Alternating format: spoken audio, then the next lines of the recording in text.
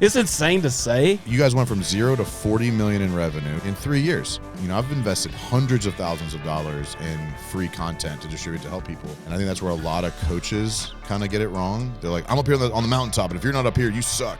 Right. No, like my mountaintop's not your mountaintop. I can get somewhere 10 years in the future today, right now, be there, live there, and that's where we are. And believe it. We've done a lot of really good work attacking symptoms, not problems. And when you attack the symptom, not the problem, it comes back and it comes back and it comes back and it comes back. And people work really hard because they believe in that fact that Barndo Co is the best.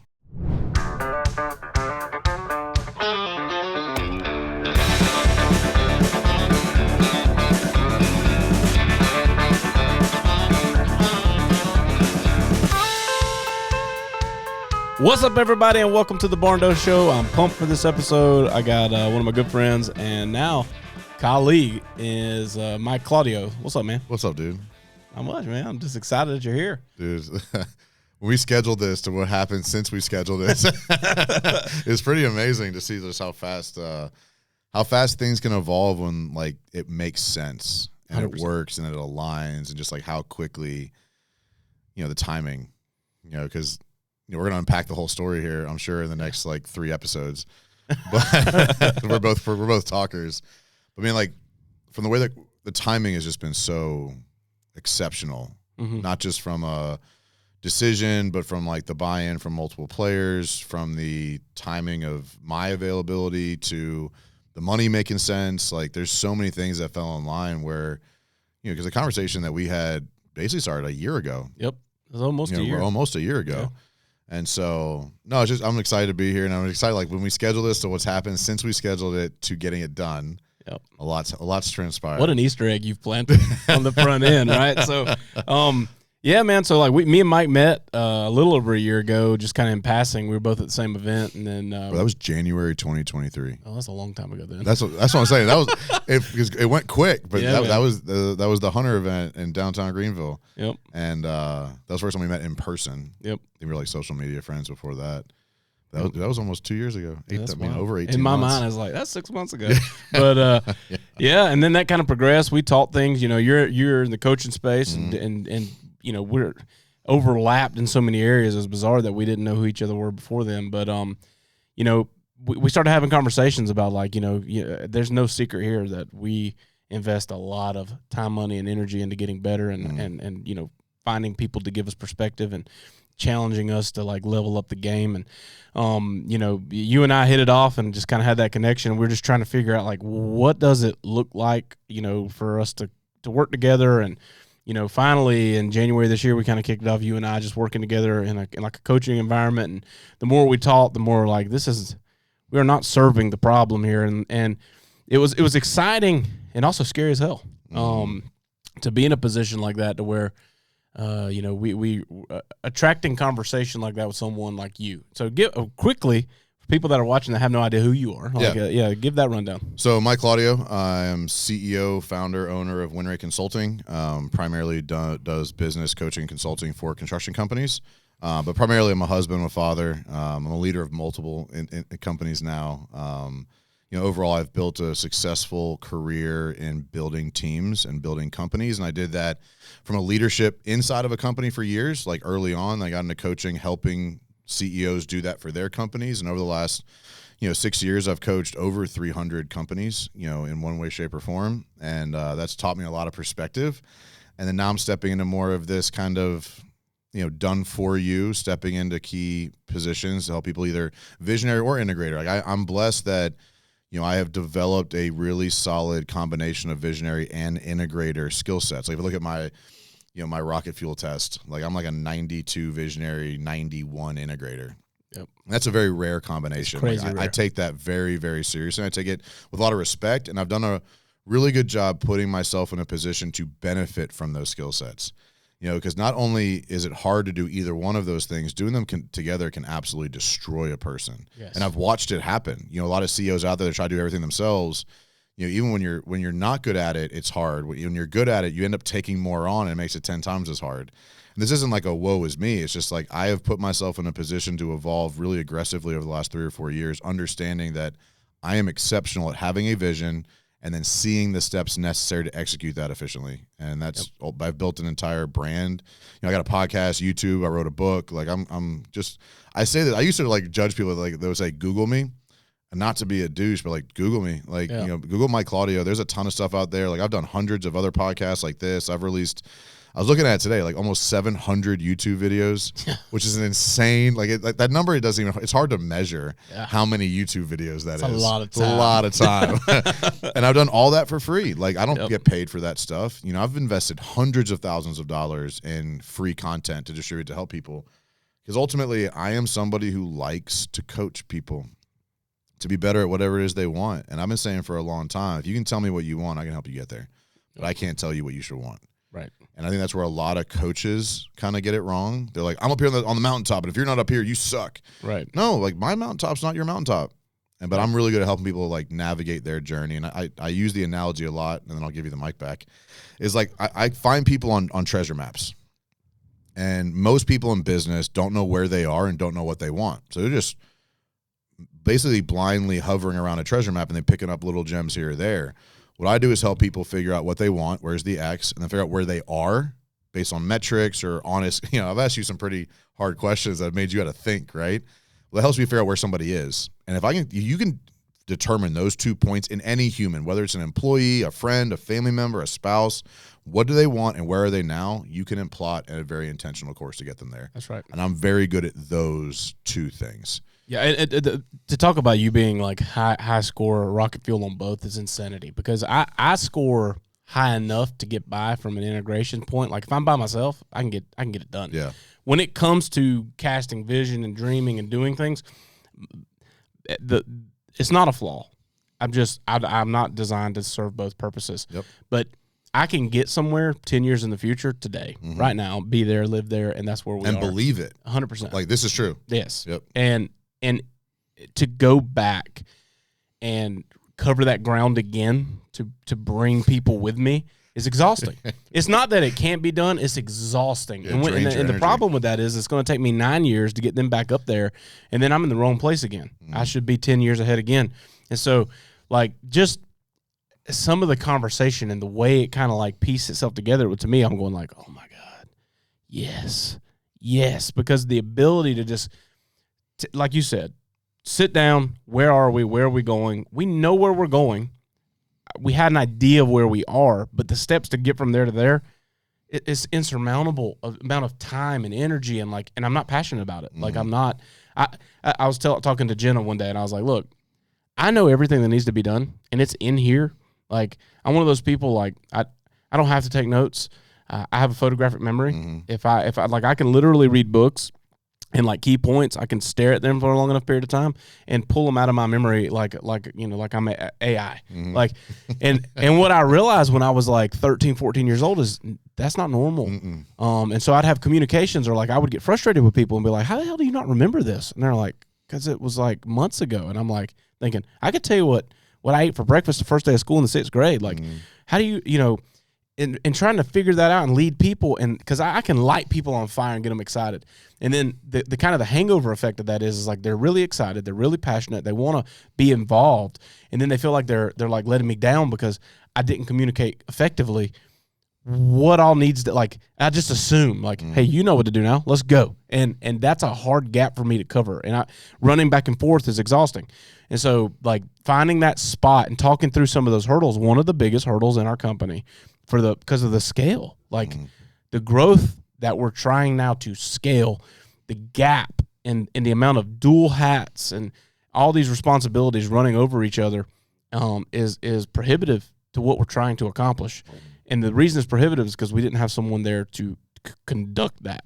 And so, the more we talked, I remember we were sitting there and you're helping me like map out who, what, when, and all that. You're like, I'm the guy. And I'm like, you're not the guy. And you're like, no, dude, I'm telling you, like, I'm the guy. And I was like, yeah, I think you are the guy, but like, how do we make that work? Because that's a whole nother set of obstacles. Yep. And then it just happened. And so I'm pumped. So like now you're serving as COO in the Barndo Co, which is it's insane to say. Yeah. Because it's kind of like you meet people and you're like in the arena and like all the places that I go and the people I'm around, I'm like, man, like I know you're doing what you love, but like, I need you. and then to have it happen and the proximity, everything's perfect. It just lined up. We live here, like it's, and outside of just doing business, like I like you, you know what I mean? So that's hard to find. Like, we align on multiple things, not just in the business world. So it's I'm excited about the future. So I want to break that down a little bit. So if you're listening to this, you're watching, you're like, what's coming for Barndo Co? Because here's what they see. They see highlight reels, and they see Facebook, and they see office launches, and they see all this stuff. And a lot of times lost in translation in the back end of that is like, what has to be true for that to continue? And, and we're just getting started. The other day, my youngest son, Arrow, he was born really about the time that this thing became real. Like on paper, October 15th, we're 3 years old. In the grand scheme of things, we'll be about 2.5 years old. But he was in the office running around. He's like fumbling over stuff, dropping stuff. And Ross said something like, yeah, man, he was born right about the time this thing started. I said, that's our company, man. Think about what's being accomplished, and that's it. Like in a human form, that's what we are. Yeah, Everett was born a month after I started win rate. So like my youngest son is like right there. Yep.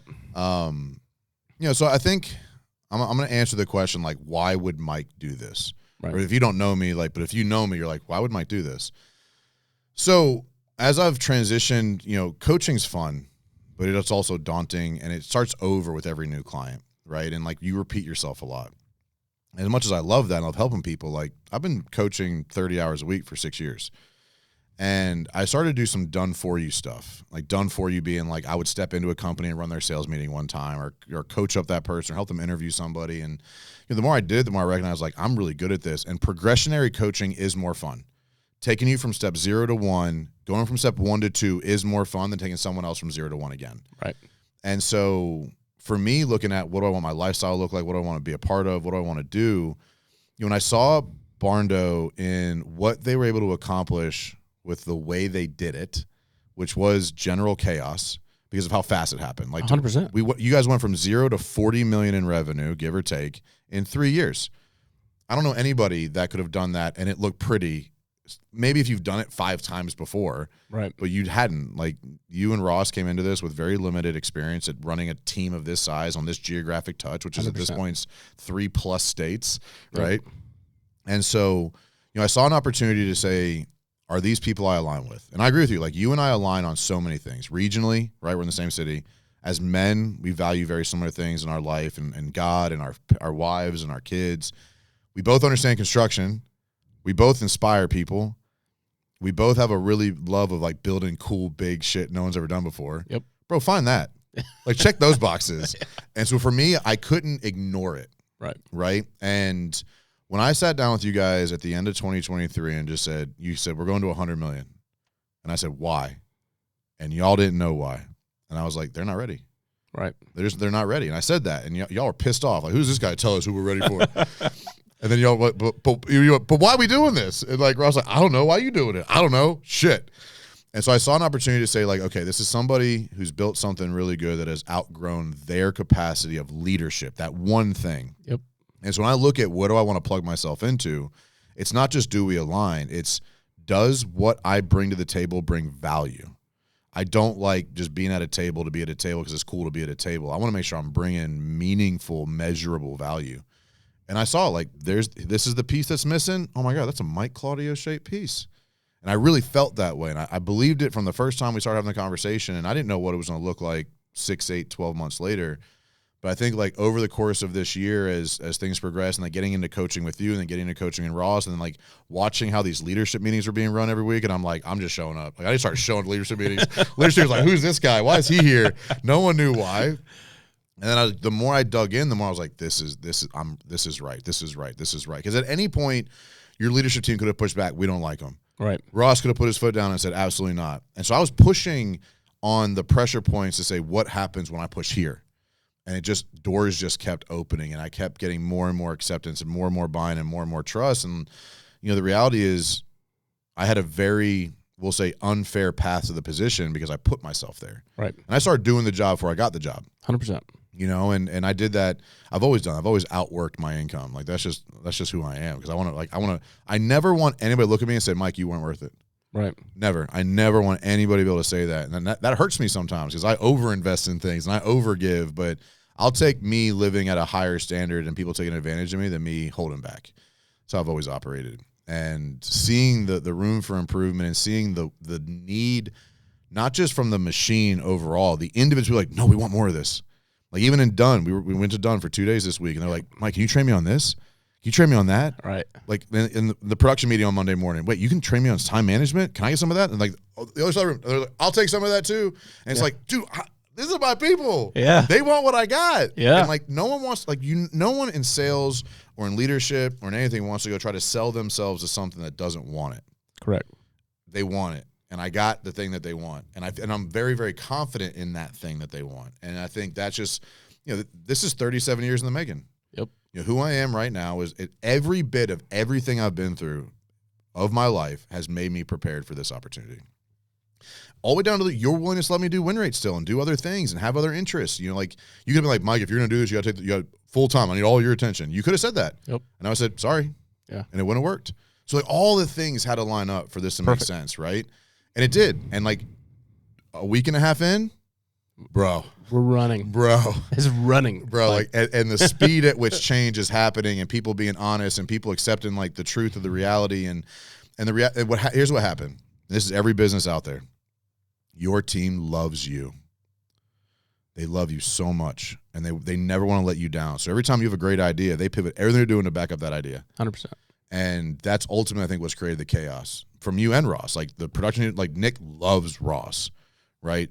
Jenna, Alicia, Nate love TJ and like vice versa. And it created an environment where y'all didn't know exactly what you're doing because there was not a why. There was not what we're doing. Well, I think so self-awareness is the biggest thing, right? And so it's kind of funny. Like earlier today, I did a podcast with Chris Breen, and we were talking about 2 years ago, sitting down, and we were like, we're just gonna make a bunch of money, and we had no business. Like we didn't have anything, and like shaping core values, and then building out from core values, like what's the mission, what's the purpose, what's the objective, and at that moment we were like nothing, zero. Yep. And we've accomplished more than we dreamed possible. But like kind of circling back, looking at those 3-year goals and things that we were doing, we executed on 80% of that, and we just didn't even know what we were talking about then. But like our belief in that we will do this thing is a huge reason. Like decision velocity. And one of the first times I met you, I said, here's how we perform best. If somebody would sit down and say, these are the 10 steps to get there, I don't care what those 10 steps are. I will check the box. Yep. All I need is someone to tell me that's what's required. And then if somebody looks at me and says, I don't think you can do that, game on. I will do this. And like that's for me, I'm good at knowing what I want to do, and I have zero doubt. Like that's a piece in my brain where I'm like, what do you do? Like for me, I say stuff sometimes, and even my wife will be like, have you lost your mind? And I'm like, no, that's 100% happening. She's like, real. Well, we're not even close to that today. And I'm like, I know, but that like we want to be there, right? And so just the ability to just go. Okay, so fast forward. Some of the highlight reel is this. How did we get where we are? By never saying no, and just taking it as hard as we could. We didn't like. We had to make it happen. Yeah. And so it's countless hours, tons of stress, tons of stuff, tons of chaos. We've let people down. We were heroes in some books and villains in others, and we built something out of the dust of the earth to a massive proportion, and then inside of it, as good as it is, right? Because it's very easy to listen in to everyone looking, going, "You guys are crushing it. You guys are killing it. You guys are the one. You're the man." But reality is, I'm solving 200 problems a day. And honestly, we're not solving them. We're just addressing them, and then we're talking about them again and again, and then now it's 206, 215, 244. And so there's a piece there where I go, okay, TJ, go back to the fundamentals of this, and it's what got you here will not get you there, and we're here. And you said the word base camp, and one of the first interactions we had, and I was like, we are at a base camp that at one point in our life, we didn't even think it was possible to get to. It was Everest. Now we're at that base camp, and there's new Everest, right? And in order to get there, we got to look around at the party. We got to look around at the missing pieces. If we don't have the right gear and we don't have the right people on the team, we're not going to succeed in that mission to get there. So we got to revamp some stuff. And so there was a moment of realization of like, we're missing some key components. We're going to base camp until we get them. And one of that was you coming in and owning that side of like the operations of everybody knows what the vision is. Everybody kind of knows why that's the vision. But how? That's an unsolved puzzle at that point in time. And so now being able to combine all that together and just, it's empowering. So talk about this a minute. For me, I said it was scary as hell, right? It's my baby. It's literally the same level of intimate trust with this business as my own children. And I'm looking at it and I'm like, you got Mike over here and he's like, dude, look at these arms. I could rock a baby, bro. And I'm like, I believe that. But if you drop my baby, I don't, like there's a level of trust that has to be built. So as much as it felt like stall, and I talk about decision velocity all the time, like go. But I feel like such a big decision required 9 months of incubation to be like, yes. And now that we've said yes, you talk about the speed in which we're moving. It's because it's like when we get to the point of buy-in, we're 100% bought in. No doubt, no limiting, nothing. I'm not chewing on it anymore. I've made a decision. We're moving on. Even if it was the wrong decision, this is the decision, and we're going. Yeah, full confidence. And so, like, moving in that direction now, I'm so pumped about what's coming because now it's the ability to sit back and execute on big vision ideas and assembling a team who can achieve it. And what's even more fun is thinking 3 years into the future of a team that's raising the bar so high that the vision is like being bolstered by other people as well. And it's not just one guy or two guys standing in a cow field with this wild idea, that it's really owned and operated by the people that work here and everyone's striving for the same thing, man. And that to me is like the ultimate arrival of influence, like to build something with cool people with the same skill sets and like just dynamic at their role. And like, I don't have to be a badass visionary wearing a half-ass integrator hat, and Ross doesn't have to be in 6 half-ass hats. He gets to sit in a role that he's good at. And now you're sitting in this role and you're excellent at that. And like, what's possible then? And that's just a milestone that I will forever remember. There's key little things that have happened along this journey to where I look back and go, man, that day changed everything. And I 100% feel like September 1, 2024, or September 2nd, or the 3rd. I think the second was Labor Day. Yeah, the first on paper, but I think it was the 3rd. The 3rd is the day that like I'm gonna go. That was a game changing moment. The pivot. So a question that like I really haven't asked you directly yet, and I think it's a good purpose of the conversation is like you just said, like, give me a list and I'll check the box. And if you tell me I can't, I'm gonna do it twice as fast. What caused you to pivot that perspective when I said you're not the guy to get Barndo to where you want it to be? Because like that wasn't easy for me to say in the moment. Like, I knew it was true, but saying that to somebody who's clearly like you were a little uncomfortable, you were a little scared, it was a little overwhelming, like 'cause you're living in a role in a hat you don't want to wear. Right. And like what caused that statement to pivot you in a different direction in this decision? Because I said it yesterday, like in that conversation you had in the office, I'm like, hey man, if he pushes the wrong button, you're gonna blow the whole thing up just to prove him wrong. Right. I pushed a button and it didn't blow up and it didn't force you into this hyperactive, hyper velocity. Let me prove him wrong. What was different about that than other decisions where you've been challenged the same way? It's truth. And I don't run from that. And so the thing is is insecurity a lot of time is selling yourself a lie. But I don't live that way. And so I do so much like self-reflection of every day. Like I'm almost addicted to it. Like, what could I do better here? How did this happen? And I'm a student and I study everything, and it drives people insane. It's people that are close to me. It's overwhelming. And again, it's kind of that photographic memory. Like I can almost tell anybody that I know that I have a relationship with, like what they were wearing when I met them. And that sounds weird, but it's so vivid that it's ingrained in my brain. I can remember expressions on faces. So I can remember a moment where I'm sitting with someone and the look on their face is a look of like, you're letting me down. And they may not be saying that, but the expression is there. And or I saw that expression in a moment where they were very vocal about they're feeling let down, or they're feeling like they're not being heard, or they're feeling like they're frustrated and stuck. And so then when I see that expression again later in a conversation or in a thing we're trying to solve, and I can just see it, and I go, I'm not giving them what they want, but they don't feel like they have permission to tell me that. I'm missing the bar here. And I think going home and like being able to sit down and get real with myself and be like, this is something that, and I told you this, like either you're going to have to turn me into this person that I am not, and I'm willing to do the work to become that, or we're going to have to find a way to find that person. And we found a way to find that person. So it was a very easy pivot for me because I knew there was two possible outcomes. I'm not going to be the limiting factor to Barndo success. There's too many people that depend on this place. There's too many people out there that are wanting us to come and build and do the things. I'm not going to be the limiting factor. So if it's TJ has to go back to school and learn to be something that he's not naturally gifted at, cool.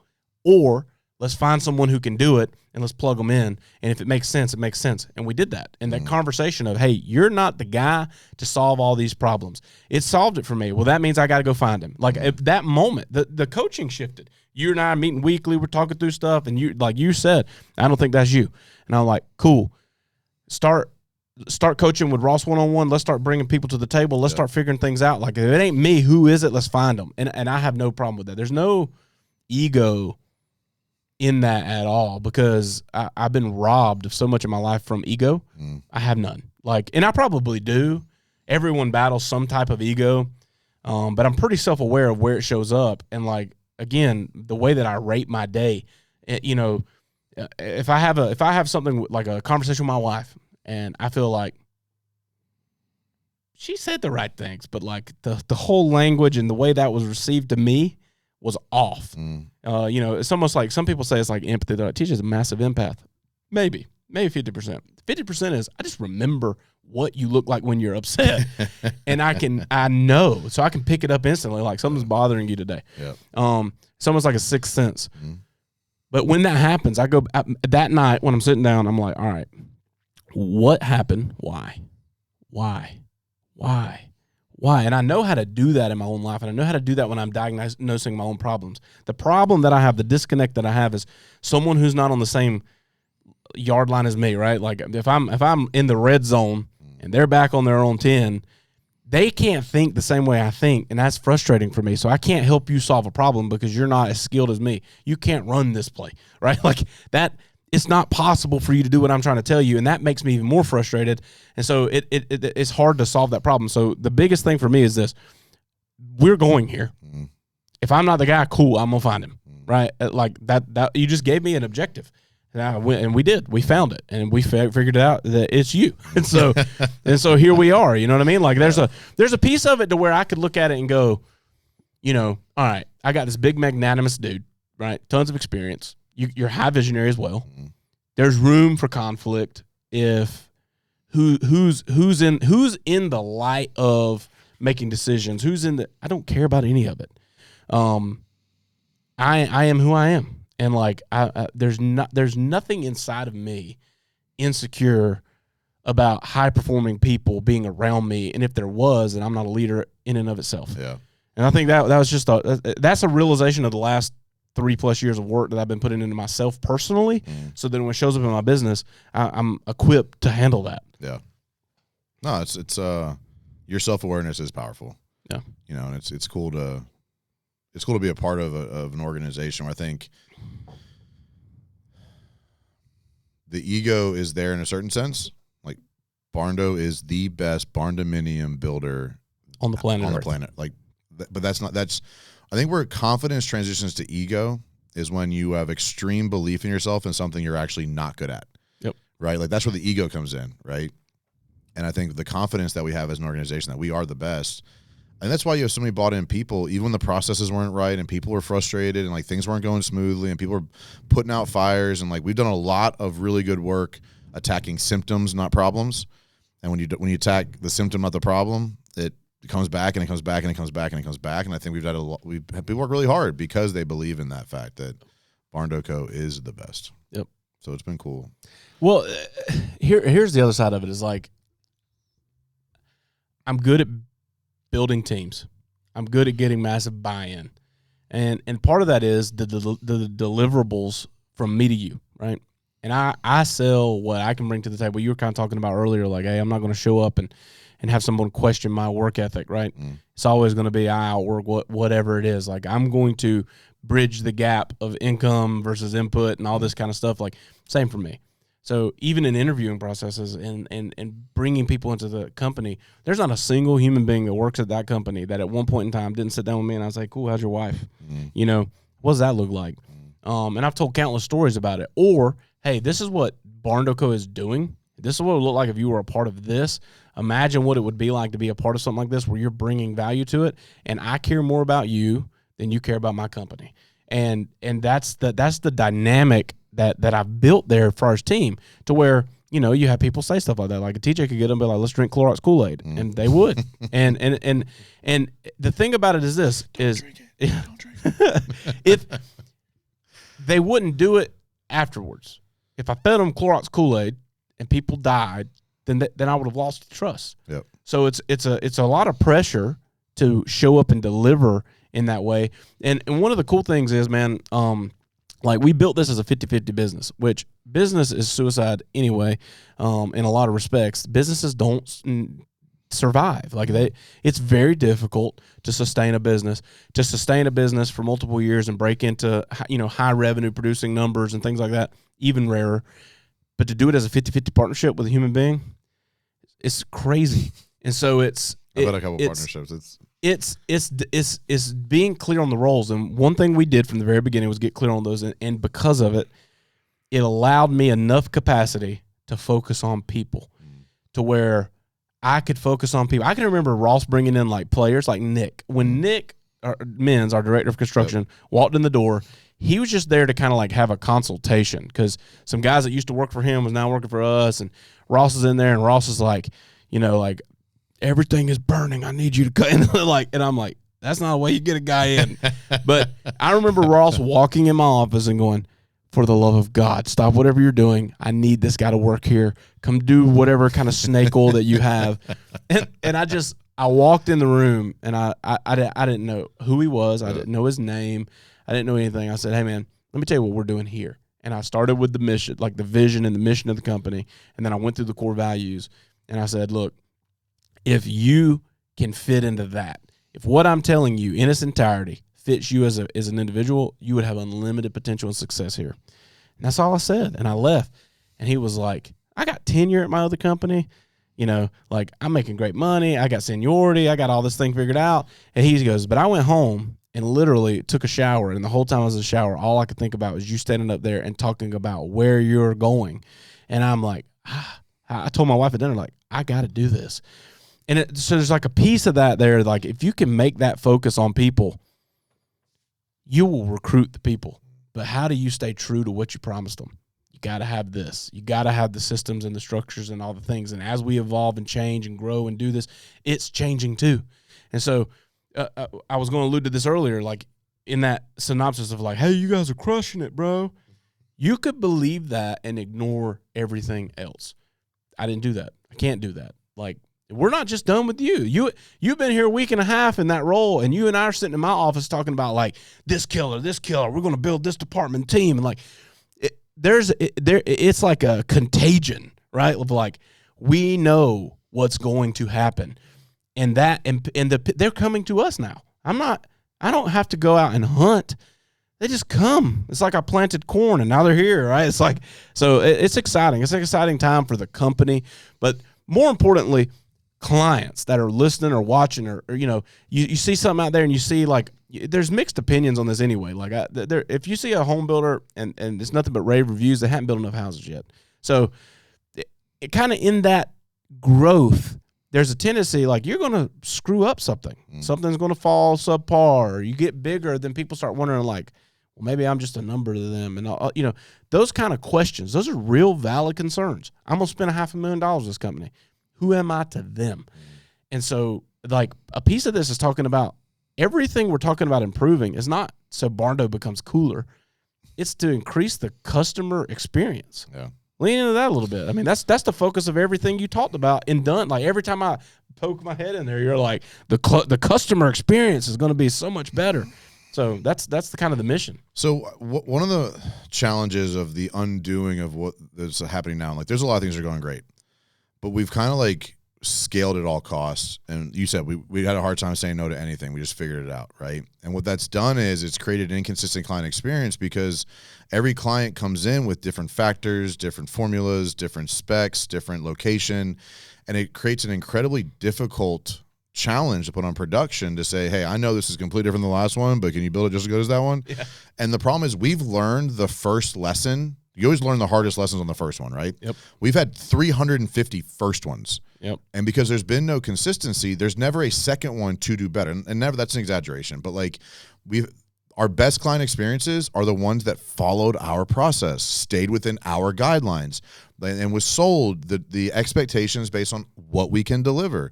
And the people who we have bent or broken the model around to get them in the door, because we know we can do a great job for them, right? The client needs us so bad. Let's figure out a way to be for them. Well, the problem is every time you learn the hardest lessons on the first one. We've had a lot of firsts. Yep. I mean, the company's 3 years old. Everything's almost the first. Yeah, everything. Right? Even if you look at how we opened up Knoxville compared to the last one, right? Yeah. Game changer. Absolutely. Right? Game changer. Dunn versus Knoxville, game changer, because we've learned so many hard lessons. And so to build a top-notch world-class client experience, we got to reel it in a little bit. Yep. And that's going to make a lot of people uncomfortable internally. There's going to be some casualties to that process, both customers who want to work with us that we have to say no to, employees who really bought into the mission, vision, and core values of what it was and don't want to go on the journey to evolve. But if we can build foundational agreement across all departments of the company and we can follow that process consistently, we will rebuild trust, not just internally, but externally. Yep. And we're going to be able to put out a product that's higher quality faster, which helps everybody. 100%. And what I think a lot of times people struggle with, if you give a client too many options, it delays decision making. Yep. Right? They come to us to be the expert. And so we're going to work on the whole client journey to say, where can we make it easier to do business with us? Yep. And making it easier doesn't mean more. Right, we're working on like kind of reimagining the mission, vision, and core values right now. We have our leadership meeting next week, kind of finalize some of that. But we kind of talked about, making the impossible possible was kind of like your thing, right? Well, you did it. Yep. Congratulations. In 3 years, you executed that mission. Yep. You took the impossible and made it possible. I don't want to keep trying to make impossible things possible. At this point, if it's impossible, it's impossible for a reason. Like let's leave the impossible alone because we did it. And now, we're talking about this reimagination of like building bigger dreams. Yep. Because you and Ross are not just about building and making money. It's about people, man. Y'all love people differently, but y'all love people. Yep. Right. And so like building bigger dreams is building bigger doesn't mean more. And so what we're going to see in Barndo over the next 2 to 3 years is a consolidation of effort. We're going to take what works really well and we're going to 10X it. Yep. We're not going to I thought about the other day, if you take just 50 yards of concrete, right? If you don't understand concrete, just think a gallon of water. Well, if you pour a gallon of water into a pool, it goes super thin, super wide, and it's fragile, which is where we are right now. We're super thin and super wide. But if we can condense it down and get thicker portions, it builds a stronger foundation. Then we can 10X that foundation, yep. Right? So if we can get consolidated on who we are, who we help, what we do for them, what we're not willing to do for them, and where we are and are not willing to do it, we can 10X everything within reason, right? We can't say, hey, we're only building in one zip code. No, that's not what we're talking about doing. But to bring clarity to someone that's listening into this, like if you're thinking that like, oh my God, what does that mean for me? Yep. Less selections, Yeah. No, here's what it means. You said it earlier. They come to us because we're the professional, yep. Right? We're the expert. And here's what I know. Watching this, monitoring groups, we got Facebook groups with 500,000 people in it. There's a lot of people that have horrendous experiences in the process. There's people that DIY it and have bad experiences. It's a kind of a new thing. It's not. but it's still not widely accepted as like a big thing. We're doing that. We are. You're talking about Barndominiums as a thing. Barndominiums we are pioneering the way of like, how do you have a national brand that's production Barndominiums to get you what you want and eliminate things that hinder the experience. Yep. That's the consolidation effect is, hey, Bob Mary, I hear what you're saying, but let me tell you, like, we're not going to do that because we know that when we do that, it's a poor experience. The return was not worth the investment. This is not what you want. And I want to build better guardrails to protect the client. This isn't just about sustainability as an organization or how we can scale faster or do any of those things. Those things are byproducts of protect the client experience at all costs. If we know that we allow them to do this and it's easy on the front end because they really want it, right? And we're willing to bend over to make it happen, but it leads to a poor experience. Who did it serve? No one. No one. Well, and this is something like that I'll say even just in the Dunn experience this past week. So Dunn, North Carolina is where one of the Barndo offices are, and I spent 2 days there, just like observing. And not everybody's a good client for us. That's right. And if you want extreme custom variables where you want a water slide from your second story to your first story, we're just not the builder for you. Correct. And you might say, well, no one else is willing to do it. There's a reason. Like, let us build you a house right within the limitations that we can deliver the experience we want, and then you do whatever you want with it after that. Yep. And I think we're in this environment where we're trying to make everybody happy, whether they're a good client for us or not. And I'm going to say this. If you're listening, you're somebody's worst case client.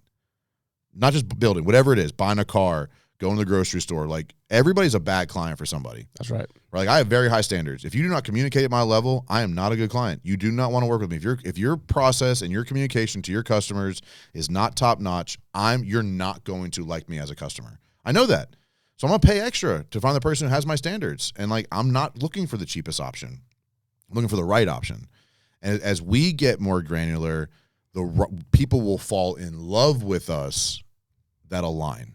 And people who want something we don't offer, if we get enough ads, like we built a lower ticket option, right? A more simplified, fit certain budgets. We have that mid semi-custom space. We're going to develop a high luxury custom option. Yep. Right? We have to, what we call it, LBOs, luxury Barndo offerings. Yep. Because we're like going into Nashville, we're going to need some luxury options. That market's a different market. 100%. Right? And so LBOs are coming. It's pending name. But like, you're gonna be starting to get calls. But we're looking for the LBO option. Yeah, we ain't got that. But like, you might have to let me sleep on that one for a minute. TJ just heard that for the first time. But like, building a luxury option, we're gonna give us time to build out that process so that your experience is everything you want it to be. Because we do not sell transactions. 100%. We're gonna be with you for, at this point right now, an average client journey is 400 to 500 days from start of conversation to moving into your house, and that's onboarding, design, specs, everything, the whole thing. Call it 300 to 400, and we're marrying you, and you're gonna see me every day, or you're gonna hear from me every day, or I'm gonna hear from you every day. And so we in order to do that well, the client experience has to be right for the right person. Correct. And I'm super excited about the condensing of that, because that will help us do more. We'll help more people. Yep. We'll have more employees. We'll have more awards. We'll have more client success. We'll have more employee success stories. We'll have more people that are excited to be a part of our mission. All that comes true when we condense what we do really well. Yeah. Well, and I mean, it comes from experience. We've built as small as 700-800 square foot barns, and sub $200,000, and like, that's not profitable. We couldn't build more of those. We'll go bankrupt. So we as you do, you start setting boundaries, and the more you do, the boundaries kind of skirt in, and it can almost seem limiting. But the reality behind it again is client expectation. If I can tell you exactly what to expect and your experience matches that, there is no disappointment. And if I vary outside of the set expectations, the experience is going to vary outside of that outcome as well, and then you're going to have poor experiences. And so I'm excited about it. And the cool thing about it is this: is while we're sitting here talking about like, hey, we're gonna shrink down all these options, do all this stuff, simultaneously, the vision and things that we're chasing after is a lot of new markets, a lot of new markets. Like, we sat that, and I was like, woo, because that's vision oriented. Like, I'm like, yes, sir. You know what I mean? Like, my face is glowing like Moses coming off the mountain. And then I was laying in bed thinking like, oh my God, we did these 4 in 3 years, and what we're talking about is crazy. It's six more in the next 18 months. And that it's exciting. It's more opportunities for more people in more areas to get a better condensed experience, everything. So, like, even though we're talking about shrinkage, we're also talking about massive expansion. Yep. And so those two things are synonymous. Like, it's doing less at a higher level. Yep. Right. So, and if I had to put like your vision, so if I had to put a vision on it, like I ask myself this question a lot: what do I want it to feel like to work in my company? What do I want it to feel like to do business with my company? Because that's all people remember. It's how you made it feel. 100%. Right. And I've used that question a lot. Like when someone says like, what are my core values? I don't know. Let's start with like, how do you want to feel to work there? That's a culture. That's part of core values, right? And you don't know.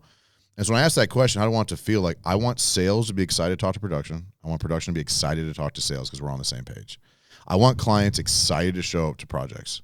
I want project managers excited for clients to show up to projects. I want project managers excited when inspectors come by. I want the client excited when they move in. I want them. I don't want them walking and going like, look at all this punch list stuff. Like I want people excited. I want them looking forward. I want them like, I can't wait for that next meeting because every time we get in these meetings, so many good things happen. And that's how do I want to feel? That's the answer, man. And like, we're gonna do that ideally in 10 markets. Yep. Ideally, we're there in the next 18 to 24 months. We're at 4 right now. Open up 6 new markets. If we do it right and we do it within the right lane for the right people, we'll triple the amount of builds that we're able to get done. 100%. And that's what, like, doing more of the right thing. Yeah. Not pulling back to be hard to do business with, not putting clients in a strict protocol, not giving sales reps bare bones to go sell with. That's not, when I say pulling back, that's not what I mean. Nope. It's aggressively giving people the right options and the right experience so that people are excited to interact, both sales to production, production to sales, and then the entire company to the marketplace, and the marketplace to the company. Yep. Like when people see that name, I'm like, I want them to just like, I want them to feel lifted. I want them to feel excited. I want them to like, when they look at the Barndo Co logo, I want them to feel a sense of safety. Yep. Both as an employee and a consumer. I'm like, man, that place makes me feel seen, makes me feel heard, makes me feel safe, makes me feel engaged. And like, you can't do that all things to all people. Man, we're going to the mountain, and I'm excited about it, and it's clear that you are as well. And I'd say the biggest thing is this: if like from a consumer perspective, listening or watching this, it's we listen, we're committed. When we started this thing, that was always growing. It was a commitment to more than just opening offices. It's a commitment to constantly trying to become the best and maintain that standard. And so we're always doing this, and I hope when you're hearing this and you see this guy lighting up with all this passion around fixing processes and making things the best ever, it is happening. It is going to be the best. I felt like we were the best and are the best, and we're talking about getting better. I want to continue raising the bar, and we do want to continue improving how you feel as a client and making you feel seen, heard, understood. Those things are absolutely the forefront of everything that we do as an organization. And this whole intention here is, 1, to make you excited about the future. 2 is to introduce Mike to the world. 3rd thing is, I want clients to feel confident in what's going on here, because we're not just getting bigger for the sake of getting bigger. We're getting better because of the demand to get bigger is there. And then I guess lastly, if you're listening to this and you're a business owner, or you're in the trades, or there's something there, like we have a ton of people that tune in that have no desire to build a barn dough. They just like the way we talk shop. And so here's what I'd say: don't stray away from hard conversations.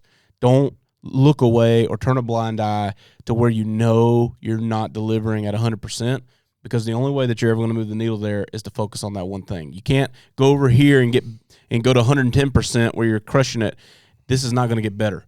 You have to diagnose it, and the quicker you do it, and the better you just separate your self-worth from the ability to fix this problem and just address it head on, the better it's going to get, man. and I'm pumped. I couldn't be more excited about you being here. I couldn't be more excited about what we're building, man. And I'm pumped that and now everybody knows who you are and what you're doing with us. Yep. So thanks for coming on and spend some time with us, man. I'm excited about the future. I appreciate it, man. I appreciate the opportunity, and I'm excited to put my skill set to work here. Thanks, guys, for tuning in to the Barndo Show podcast. If you're watching on YouTube or wherever you're listening to this content, hit subscribe so you don't miss an episode. And then be sure to check us out on all of our social media platforms at the Barndo Co. Super simple to find us. And then when you're ready to dive in a little more, maybe look around some of our available floor plan options or take a look at the gallery of our work, or maybe you're ready to connect with our team and explore what it looks like to build your dream barndominium, you can visit us online at thebarndoco.com.